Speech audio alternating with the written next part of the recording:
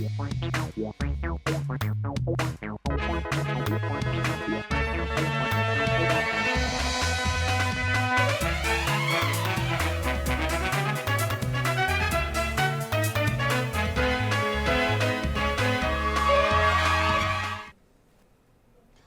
आप देख रहे हैं राष्ट्रीय समाचार और मैं हूं आपके साथ प्रिया पांडे।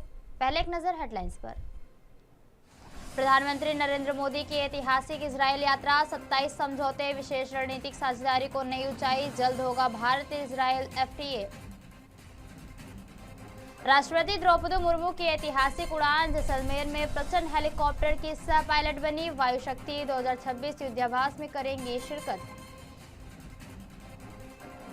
गिलस्रोत सीएम भूपेंद्र पटेल की अहम बैठक, green bond, 18 trillion euro asset power और गिफ्ट सिटी निवेश के साथ भारत लक्ष्मबर्ग फाइनेंशियल पार्टनरशिप को बड़ा विस्तार। अरविंद केजरीवाल, मनीष सिसोदिया को बड़ी राहत, राउज एवेन्यू कोर्ट ने एक्साइज पॉलिसी केस में किया आरोप मुक्त। उन्नाव ATS का बड़ा एक्शन, फर्जी भर्ती दस्तावेजों के सहारे सोलिसिटर हाउस में काम कर रहा बांग्लादेशी नागरिक गिरफ्तार, गंभीर धाराओं में केस दर्ज। प्रधानमंत्री नरेंद्र मोदी इजरायल की 2 दिवसीय राजकीय यात्रा पूरी करने के बाद भारत लौट आए हैं। यह यात्रा 9 वर्षों में उनके द्वारा इजरायल की पहली ऐतिहासिक यात्रा थी, जिसमें दोनों देशों ने अपने द्विपक्षीय संबंधों को विशेष रणनीतिक साझेदारी के स्तर तक उन्नत किया। यात्रा के दौरान नवाचार, सांस्कृतिक आदान प्रदान, कृत्रिम बुद्धिमत्ता, कूटनीति और सुरक्षा सहित विभिन्न क्षेत्रों में 27 समझौता ज्ञापनों और समझौतों पर हस्ताक्षर हुए। प्रधानमंत्री मोदी ने घोषणा की कि भारत और इजरायल जल्द ही पारस्परिक रूप से लाभकारी मुक्त व्यापार समझौते को अंतिम रूप देंगे और उच्च तकनीकी व नवाचार में सहयोग के लिए महत्वपूर्ण उभरती प्रौद्योगिकी साझेदारी स्थापित करेंगे। उन्होंने आतंकवाद के खिलाफ साझा संकल्प को दोहराते हुए कहा कि दोनों देश आतंकवाद को किसी भी रूप में स्वीकार नहीं करेंगे और इसके खिलाफ कंधे से कंधा मिलाकर खड़े रहेंगे। प्रधानमंत्री ने गाजा शांति योजना का स्वागत किया और क्षेत्र में संवाद व शांतिपूर्ण समाधानों के लिए भारत समर्थन पर जोर दिया। इजरायली प्रधानमंत्री बेंजामिन नेतन्याहू ने प्रधानमंत्री मोदी की यात्रा को अद्भुत, अत्यंत उपयोगी और भावपूर्ण बताया। उन्होंने भारत की मित्रता के लिए गहरी कृतज्ञता भी व्यक्त की है।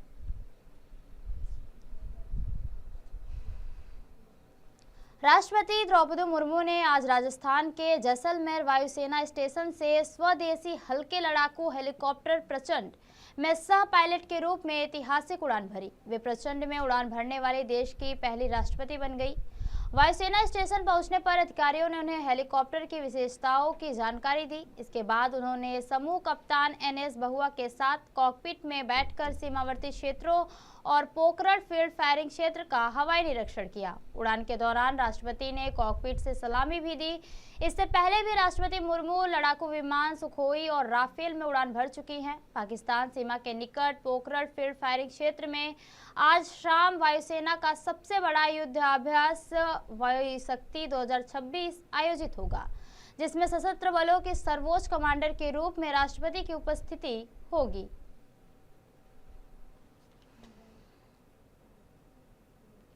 गिलस्रोत के नेतृत्व में लग्जमबर्ग के प्रतिनिधिमंडल ने गुरुवार को गांधीनगर में भूपेंद्र भाई पटेल से शिष्टाचार भेंट की। बैठक में लग्जमबर्ग की मजबूत वित्तीय क्षमता, 115 बैंकों की उपस्थिति, एसेट मैनेजमेंट और लगभग 8 ट्रिलियन यूरो निवेश तथा 80 देशों में निवेश और वित्तीय सेवाओं के वैश्विक स्तर के आधार पर भारत और गुजरात के साथ वित्तीय संबंधों को और व्यापक बनाने की उत्सुकता व्यक्त की गई है।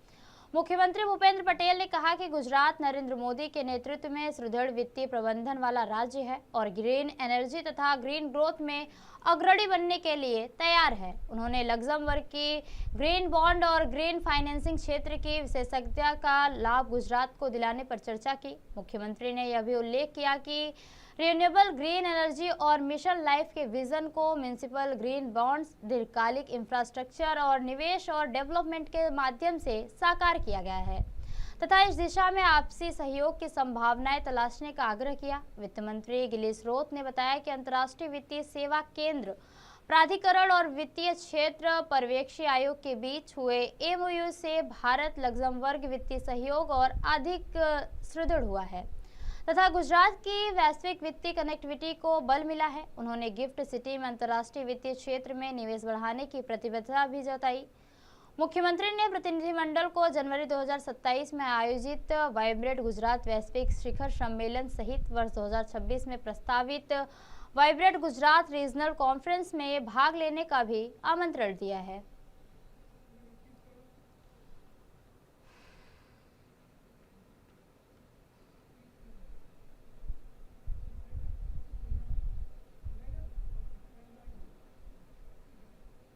उन्नाव के दही औद्योगिक क्षेत्र में एटीएस लखनऊ की छापेमारी में बांग्लादेशी नागरिक सैफुल को गिरफ्तार किया गया है, जो फर्जी भारतीय दस्तावेजों के सहारे स्लास्टर हाउस में मजदूरी कर रहा था। मोबाइल जांच में जाली दस्तावेज बरामद हुए हैं और आरोपित ने 5 से 6 साल पहले अवैध तरीके से भारत में प्रवेश किया था। पुलिस ने धोखाधड़ी और जाली दस्तावेज बनाने समेत गंभीर धाराओं में मामला दर्ज कर आगे की कानूनी कार्रवाई शुरू कर दी है। अभियान है और आप लोग इस पर अनुगत करते रहेंगे और जिसमें हम लोग हमेशा से कहते हैं कि इटर्नल विजिलेंस जो है वो बहुत आवश्यक रहती है। स्थानीय लोगों के सहयोग से भी कोई रिपोर्ट्स मिलते रहेंगे तो इसकी व्यापक तैयारियां करते रहेंगे और समय समय पर आधार कार्ड और इस तरह की जो चीजें कभी आती हैं, फीडबैक मिलते हैं उस पर कि कहीं कोई गलत तरीके से राशन कार्ड या आधार कार्ड बन गया है तो उस पर कठोर कार्रवाई। महाराष्ट्र में राज्यसभा सीटों को लेकर महाविकास अघाड़ी के भीतर सियासी हलचल तेज हो गई है। इस बीच शिवसेना उद्धव बालसाहेब ठाकरे दल के विधायक आदित्य ठाकरे ने कड़ा रुख स्पष्ट करते हुए राज्यसभा में सीट पर पार्टी का मजबूत दावा पेश किया है। आदित्य ठाकरे ने कहा कि 2019 में महाविकास अघाड़ी सरकार बनने के दौरान राज्यसभा और विधान परिषद सीटों को लेकर गठबंधन दलों के बीच सहमति बनी थी। इसी समझ के तहत साल 2020 में शिवसेना का एक उम्मीदवार विजयी हुआ था, जबकि दूसरी सीट कांग्रेस को मिली थी। आदित्य ठाकरे ने यह भी कहा कि 2022 में राजनीतिक परिस्थितियां अलग थी, जिसके चलते समीकरण बदलते थे। वहीं 2024 के चुनावी नतीजों और गठबंधन के सिद्धांतों के आधार पर शिवसेना ठाकरे गुट का 2 राज्यसभा सीटों पर दांव बनता है और पार्टी भी इसी आधार पर आगे बढ़ेगी।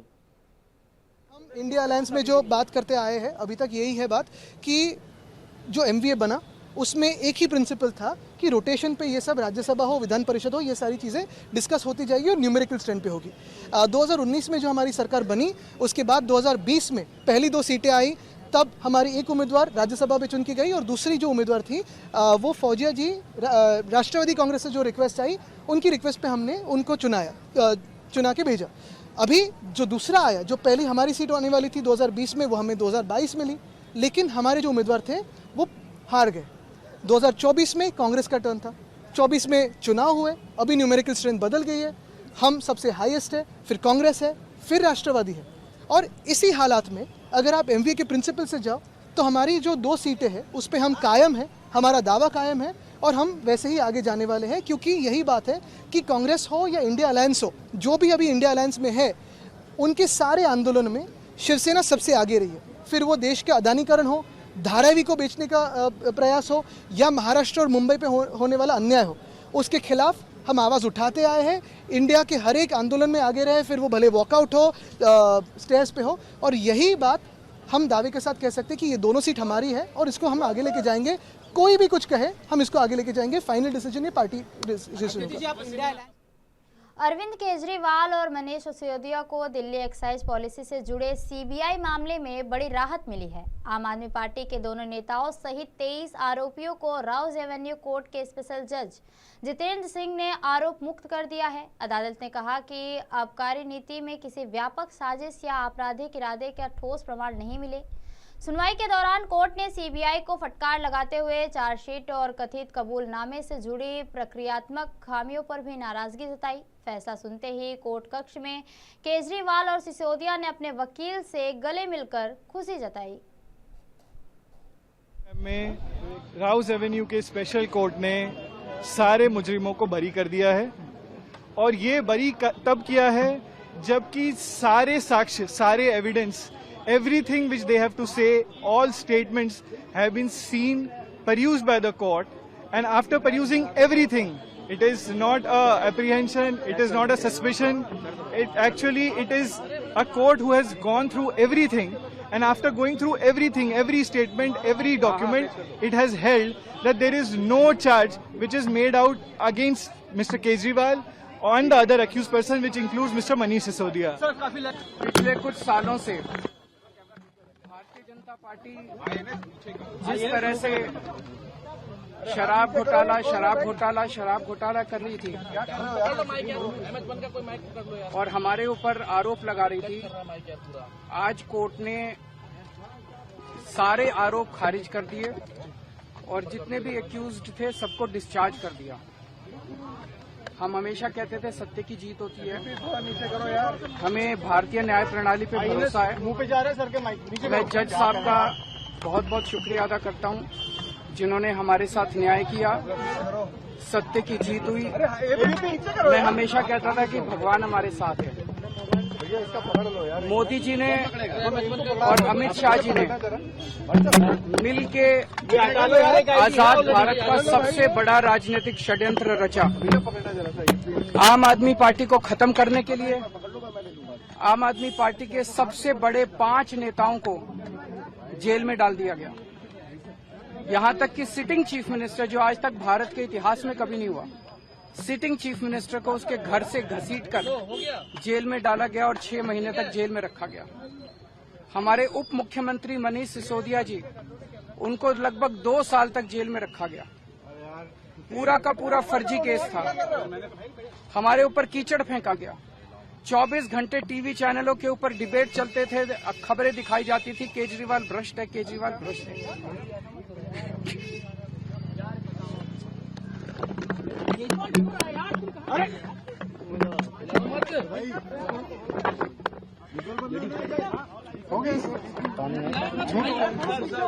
संभालिए सर, अपने आप संभालिए, हिम्मत सर, केजरीवाल भ्रष्ट नहीं है। मैंने केवल अपनी जिंदगी में ईमानदारी कमाई है। इन्होंने झूठा केस लगाया और आज ये साबित हो गया, कोर्ट ने कहा है कि केजरीवाल कट्टर ईमानदार है, मनीष सिसोदिया कट्टर ईमानदार है, आम आदमी पार्टी कट्टर ईमानदार है। सूरत के हजीरा क्षेत्र में Arcelor Mittal Nippon steel India में हुई घटना के बाद प्रशासन अलर्ट मोड में है। हजीरा पुलिस ने बीएनएस की धारा 109 के तहत मामला दर्ज किया है और क्राइम ब्रांच, एसओजी एवं स्थानीय पुलिस की संयुक्त टीमों ने परिसर व आसपास के क्षेत्रों में कड़ा सुरक्षा बंदोबस्त भी किया है। पुलिस ने ड्रोन से निगरानी बढ़ाई और अब तक 46 से अधिक आरोपियों को हिरासत में लिया गया है। क्षेत्र में सघन पेट्रोलिंग जारी है और एएमएनएस परिसर में फिलहाल शांति बनी हुई है, जबकि सुरक्षा व्यवस्था भी कड़ी रखी गई है।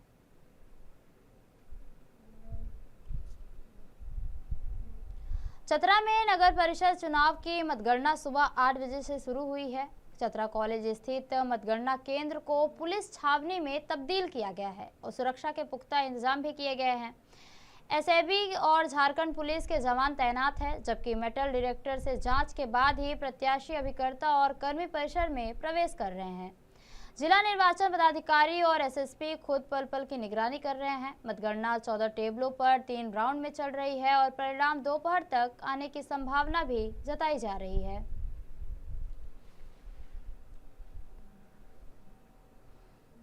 समाजवादी विधायक रईस शेख ने पार्टी की ओर से महाविकास अघाड़ी के साथ मिलकर ज्वाइंट एक्शन कमेटी बनाने का प्रस्ताव रखा है। इस संबंध में उन्होंने महाविकास अघाड़ी को पत्र भी लिखा। रईस शेख ने कहा कि अल्पसंख्यक और वंचित समाज, खासकर दलित समुदाय से जुड़े मुद्दों पर सभी दलों को मिलकर काम करने की जरूरत है। उन्होंने यह भी सुझाव दिया कि इंडिया गठबंधन के कार्यकर्ताओं को प्रशिक्षित किया जाए ताकि वे जमीनी स्तर पर संगठित तरीके से काम कर सके।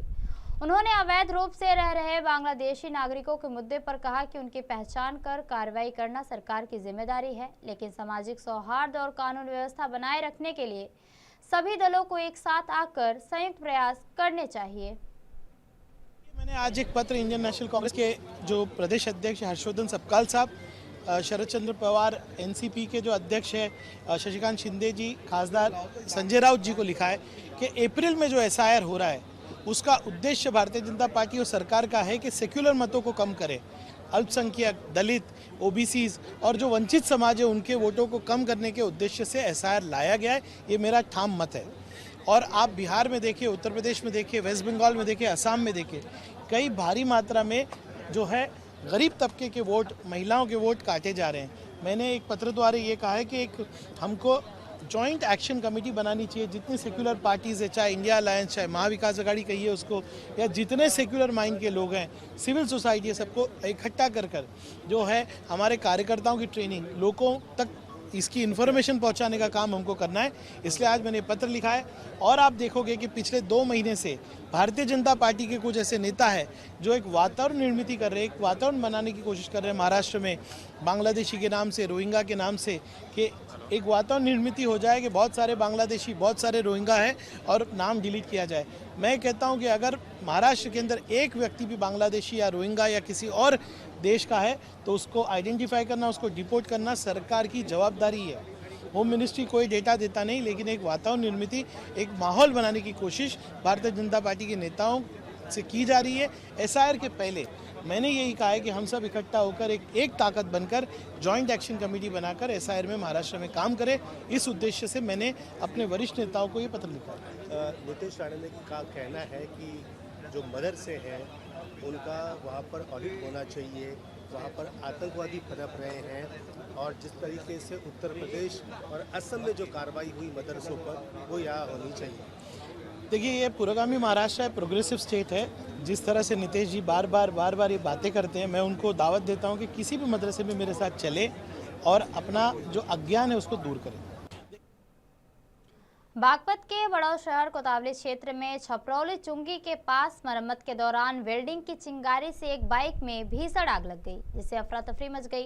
पेट्रोल टैंक के पास काम करते समय भड़की आग ने देखते ही देखते पूरी बाइक को अपनी चपेट में ले लिया और पास की दुकानों तक धुआं व गर्मी पहुंचने से हजारों रुपए का सामान जल गया। सूचना पर पहुंची फायर ब्रिगेड ने कड़ी मशक्कत के बाद आग पर काबू पाया और बड़ा हादसा टाल दिया। हालांकि बाइक पूरी तरह खाक हो गई है। प्रारंभिक जांच में वेल्डिंग के दौरान लापरवाही को आग का कारण माना जा रहा है।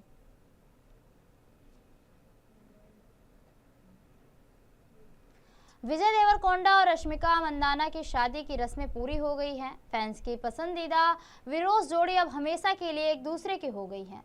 दोनों ने इंस्टाग्राम पर अपनी शादी की तस्वीरें साझा की और भावपूर्ण नोस्ट भी लिखे। रश्मिका ने विजय को माय हस्बैंड कहा, जबकि विजय ने रश्मिका के लिए प्यार भरा मैसेज लिखा। कोडवा विवाह के पारंपरिक परिधान में दोनों बेहद खूबसूरत दिखे और फैंस इनकी खुशी में शामिल होते हुए नजर आए।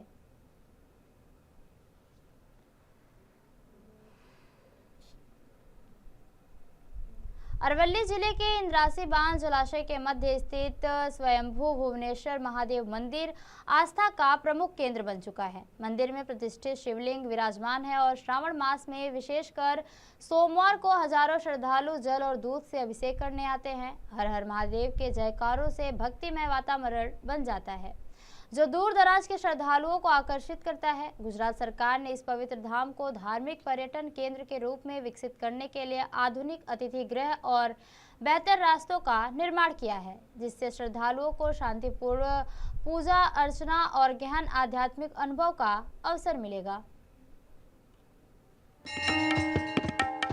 गुजरात के अरवली जिले में इंद्रासी बांध के जलाशय के मध्य स्थित स्वयंभू भुवनेश्वर महादेव मंदिर, जिसे भवनाथ मंदिर के नाम से भी जाना जाता है और जिसे ऋषि भृगु का प्राचीन आश्रम माना जाता है, आस्था का एक प्रमुख केंद्र है।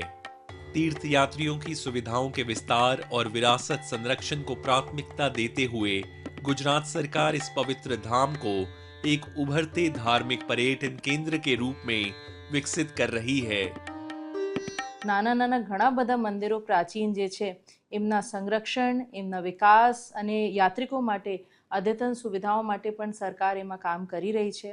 અને ખાસ કરીને જે ભવનાથ જે છે એમાં આવનારા સમયમાં યાત્રિકો માટે સુવિધાએ અને ત્યાં લોકોના જે મેળા થાય છે એમને કઈ રીતે આપણે વિકસાવીને વધારે ત્યાં લોકો આવી શકે એમના પ્રયાસ છે। इस धाम में प्रतिष्ठित स्वयंभू शिवलिंग विराजमान है। श्रावण मास में विशेष रूप से सोमवार के दिन जल और दूध से अभिषेक करने के लिए हजारों श्रद्धालु यहाँ उमड़ पड़ते हैं। हर हर महादेव के गगनभेदी जयकारों से संपूर्ण वातावरण भक्तिमय हो उठता है, जो न केवल गुजरात बल्कि दूर दराज से आने वाले श्रद्धालुओं को भी आकर्षित करता है और उन्हें शांति तथा दिव्य अनुभूति का अनुपम अनुभव कराता है। 5000 વર્ષ જૂનું ભગવાન ભોળાનાથનું મંદિર છે અને હરિહરનો સમન્વય એવા ભગવાન ભુવનેશ્વર મહાદેવ અહીંયા સ્વયં પ્રગટમાન છે। અહીંયા 5000 વર્ષ ભૃગુ અને ચવન નામના બે ઋષિઓએ બહુ મોટું તપ કર્યું છે। અહીંયા ભગવાન ભુવનેશ્વર અને ચવન ઋષિની પણ અહીંયા તપસ્થલી છે। धार्मिक पर्यटन को प्रोत्साहन देते हुए गुजरात सरकार ने मंदिर परिसर में एक आधुनिक अतिथि गृह का निर्माण कराया है। व्यापक विरासत संरक्षण पहल के तहत उठाया गया यह कदम श्रद्धालुओं को अधिक समय तक ठहरने, शांत वातावरण में पूजा अर्चना करने और गहन आध्यात्मिक शांति का अनुभव करने का अवसर प्रदान करेगा। इसके अलावा लोग मंदिर तक जाने के लिए बनाए गए रास्ते को देखकर भी हैरान और अभिभूत हैं। ये जो भृगु कुंडमांथी एनी मिट्टी जे माटी आवे छे ए गुजराती भाषामां कहूं तो कोड थया व्हाइट स्पॉट आवे शरीर पर, ए माटी लगाववाथी ए स्पॉट दूर थता होय छे। अहीं घणा लोको લીંબુની બાધા मानता होय छे અને બાળકોની ચૌલ ક્રિયા મુંડન વિધિ પણ અહીં થતી હોય છે।